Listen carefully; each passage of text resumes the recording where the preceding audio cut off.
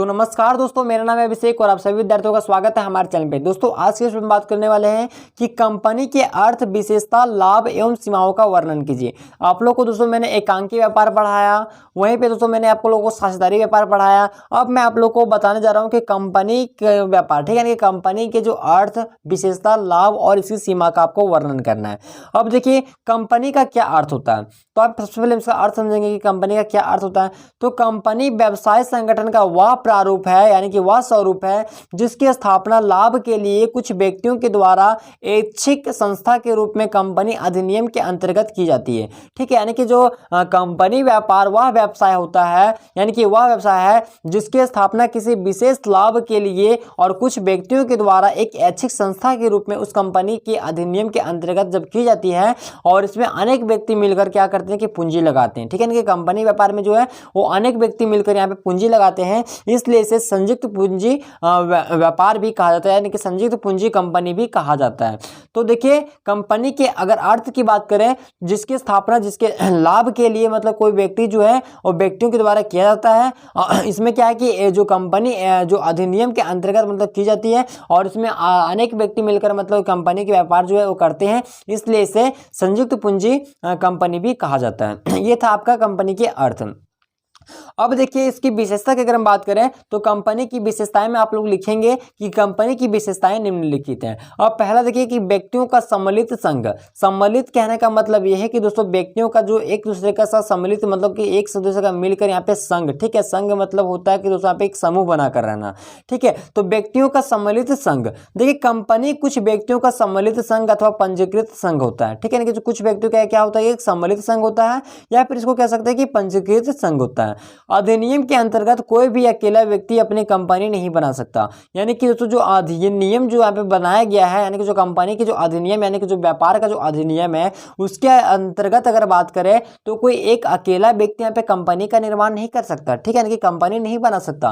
Company यानी कि जो सार्वजनिक कंपनी होती है उसमें कम से कम अगर हम अधिनियम के अंतर्गत अगर बात करें तो कम से कम 7 व्यक्ति और निजी कंपनी में कम से कम 2 व्यक्ति का होना अति आवश्यक है, तभी आप जो है वो कंपनी का यहाँ पे निर्माण कर सकते हैं या फिर कंपनी का आप जो यहाँ पे स्थापना कर सकते हैं, कंपनी व्यापार कर सकते हैं। ठीक है, तो कंपनी व्यापार अगर अधिनियम के अगर अनुसार देखें तो सार्वजनिक कंपनी में कितना आदमी चाहिए, कम से कम 7 आदमी चाहिए और निजी कंपनी में कम से कम 2 व्यक्ति हो, तभी आप मिलकर जो है इस कंपनी का निर्माण कर सकते हैं। अब देखिए कृत्रिम वैधानिक व्यक्ति। अब देखिए कंपनी विधान द्वारा निर्मित एक कृत्रिम व्यक्ति होता है और कंपनी को कृत्रिम व्यक्ति इसलिए कहा जाता है क्योंकि उनका जन्म विधान के अंतर्गत होता है। कहने का मतलब यह है कि दोस्तों कि कंपनी जो है वो विधान के द्वारा, किसके द्वारा, विधान के द्वारा एक जो निर्मित होता है, यानी कि बनाया गया एक निर्मित कृत्रिम व्यक्ति होता है, जिसके द्वारा कंपनी को कृत्रिम व्यक्ति इसलिए कहा जाता है क्योंकि उसका जन्म होता है तो वो विधान के अंतर्गत होता है। ठीक है, अब देखिए पृथक वैधानिक अस्तित्व। तीसरा पॉइंट लिखेंगे पृथक वैधानिक अस्तित्व। तो कंपनी का अस्तित्व अपने समुदायों के अलग तथा स्वतंत्र होता है। ठीक है, जो कंपनी का जो अस्तित्व होता है वो अपने सदस्यों से अलग और स्वतंत्र होता है। ठीक है, अगला देखिए अस्थायी अस्तित्व। तो कंपनी का जीवन व्यावसायिक संगठन के अन्य प्रारूपों की अपेक्षा अधिक जो है वो अस्तित्व नहीं होता। ठीक है, यानी कि अस्थायी अस्तित्व होता है। ठीक है, अगला देखिए सीमित दायित्व। कंपनी में अंशधारियों का दायित्व प्राय उनके द्वारा खरीदे गए अंशों के मूल्य तक ही सीमित होता है, यानी कि जो सीमित दायित्व होता है वो कंपनी में जो अंशधारियों होते हैं उनके दायित्व उनके द्वारा जो खरीदे गए अंश होते हैं उसके मूल्य तक ही मतलब कि सीमित होता है। अगला देखिए स्वामित्व और प्रबंध का अलग अलग होना। ठीक है, यानी कि स्वामित्व यानी कि जो यहाँ पे मतलब जो कंपनी का जो स्थापना कर रहा है उसका जो मालिक है वो स्वामित्व और उसमें जो प्रबंधक का जो कार्य कर रहे हैं उन सभी का मतलब कि अलग अलग होना, ये सब भी एक विशेषता ही है। तो कंपनी व्यवसाय में अंशधारियों की संख्या अधिक होने और बिखरे होने के कारण सभी दैनिक कार्यों में भाग नहीं ले सकते हैं।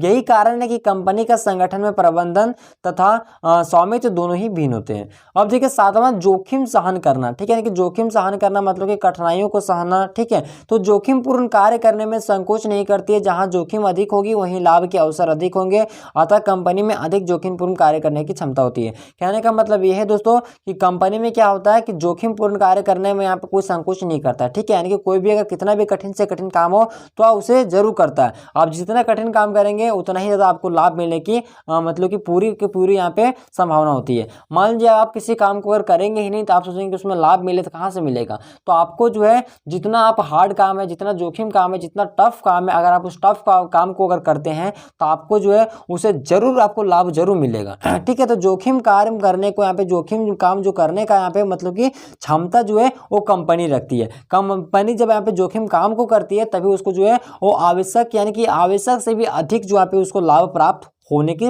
पूरी संभावना होती है। तो जोखिम से हम करना भी एक कंपनी के एक क्या है, यह एक विशेषता है।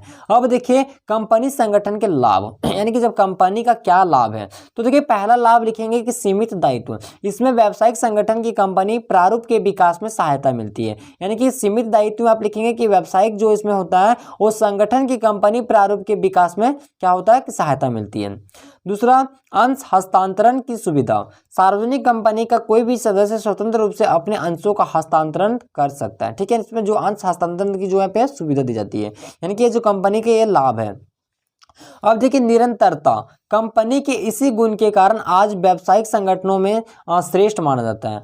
अब देखिए विकास एवं विस्तार की संभावना, तो कंपनी व्यवसाय में विकास एवं विस्तार की पूरी संभावना रहती है, यानी कि विकास और विस्तार जो है इसकी पूरी संभावना होती है। तो कंपनी व्यापार अगर आप करते हैं तो आप में इसमें जो व्यवसाय है इसकी विकास और विस्तार की पूरी संभावना रहती है, ठीक है। देखिए कुशल प्रबंध, तो कुशल एक अनुभवी प्रबंधक व्यवसाय को सफल बनाने में महत्वपूर्ण भूमिका अदा करते हैं। यानी जो कुशल प्रबंधक होते हैं, ठीक है, जो कुशल प्रबंध होती है वो कुशल प्रबंधक और अनुबंधित जो प्रबंधक होते हैं, इसमें प्रबंधक जो व्यवसाय को सफल बनाने में यहाँ पे प्रबंधक यानी जो कुशल प्रबंधक होते हैं उनका महत्वपूर्ण स्थान होता है, ठीक है, महत्वपूर्ण काम होता है। देखिए सीमाएं, अगर सीमाएं की बात करें तो कंपनी संगठन की प्रमुख सीमाएं निम्नलिखित है। पहले, निर्माण में कठिनाई, गोपनीयता का अभाव, प्रेरणा का अभाव, अत्यधिक सरकारी नियंत्रण, निर्णय में लेने में देरी, अल्पतांत्रिक प्रबंध और निवेशकर्ताओं से संघर्ष। ये सब था आपका यानी कि कंपनी संगठन की प्रमुख सीमाएं, ठीक है, ये सब इसका सीमा है।